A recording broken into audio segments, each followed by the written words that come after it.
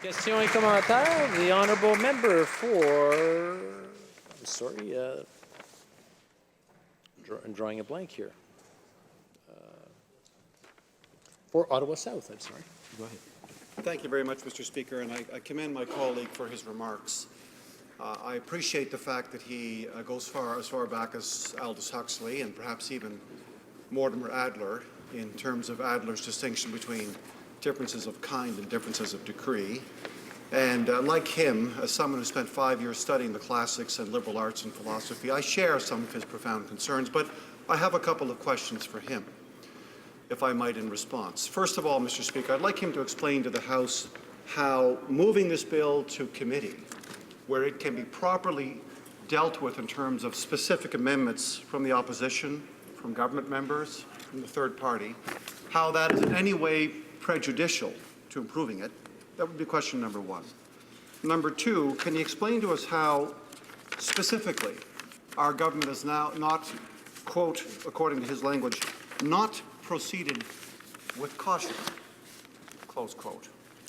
He went on to say that we have been lightly disregarding the profound wisdom of apparently a millennia. I'd like him to explain to the House how a general practitioner, medical doctor's Minister of Health, a distinguished attorney, an attorney general who's a practicing lawyer and Crown prosecutor, two of whom have been seized with this issue for months, agonizing over the difficult choices to be made, trying to reflect Canadians' needs and desires. Can you help us understand how we have lent short shrift to the importance of this issue in any form, in any shape in this bill?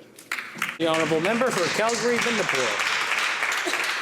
Thank you, the member from Ottawa South, for his questions. Firstly, obviously, this bill passing on second reading appears to be a foregone conclusion, and so the committee will be engaged. I must express some concern, Mr. Speaker, with the imposition of what I think are quite unreasonable timelines on this sovereign democratic parliament by the Supreme Court justices down the way, who initially imposed a timeline without apparently being conscious of the fact that we had an election that would take this place out of business for several months. Having said that, on his second point, I did not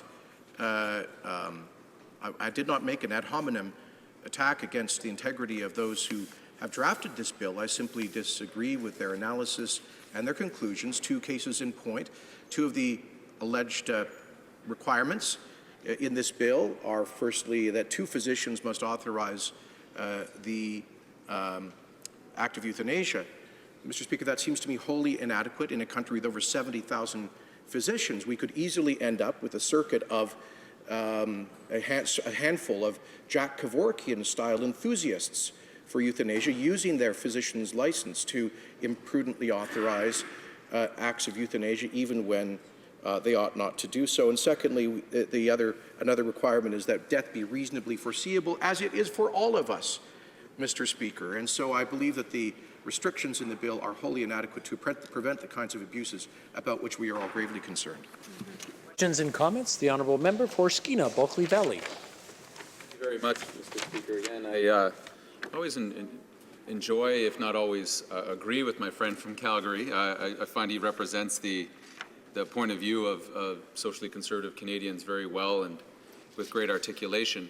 On 2 points, I have a question for him. One is the process that we're now in. The Parliament is now under time allocation. That means that debate has been cut off by the government unilaterally, despite there being many and very good efforts to work across party lines on what is a complex and sensitive issue for all of us, because this is the intervention of our own personal experiences as members of Parliament, our faith, our own personal morality, and the attempts we make to represent Canadians with our best courage and intelligence. My question is this: only in the preamble of this bill is there any mention of palliative care whatsoever.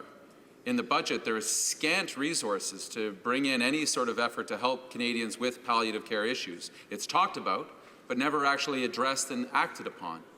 I'm wondering why it doesn't exist as some sort of more forceful, meaningful component of this conversation that we're having today about what is a sensitive and important discussion about end of life for all Canadians.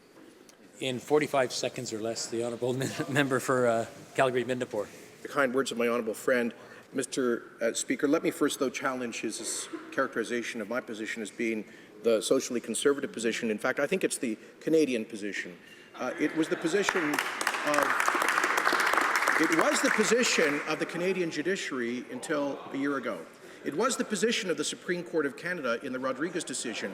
It was the position of majority of members in this place in at least 3 votes that have occurred in my 19 years here, including the vast majority of members of the Liberal Party and many New Democrats, like the former Member of Parliament Bill Blakey. And so, Mr. Speaker, I would submit that this is not an ideological or political issue. It's an issue on which people have honestly held different convictions, but let us not pigeonhole them in that. In terms of time allocation, I agree with him, and I've already addressed that, Mr. Speaker.